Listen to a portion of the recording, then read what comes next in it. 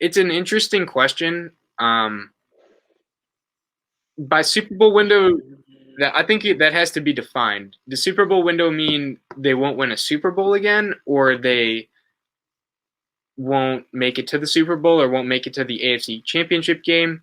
If it's Super Bowl window closed, I don't think it's closed in the sense that like they can't make it back. I think they could definitely make it back. Do I think it'll be significantly harder when he's getting paid 40 million? Yes, and I don't think they will just continue to keep going back to back to back Super Bowls. I just that it's just the NFL. There's too much luck parity involved with actually making deep runs like this. So I think it won't close, but I think they won't be as successful. Sure.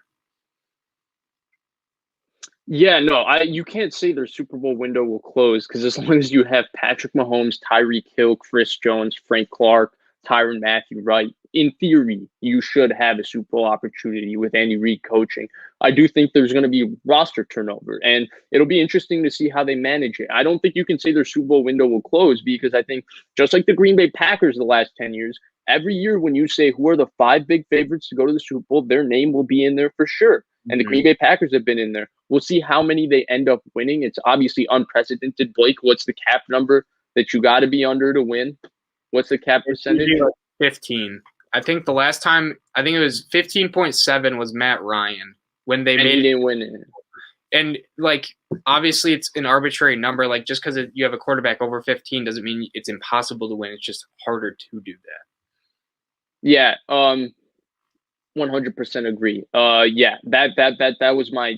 Yeah, I'm 100% with you. And another thing too is, in like 4 or 5 years, this contract will look like a bargain because the cap just keeps going up, obviously. So maybe for the next like 2 years, their roster won't be as good. But once other quarterbacks start making that, like I think Josh Allen will start getting paid that. We don't know what's going to happen with Dak. There's other young guys that are going to get paid even more than he does. That's just how the cycle works. Is whoever contracts up soonest, they get to be a top 5 paid quarterback.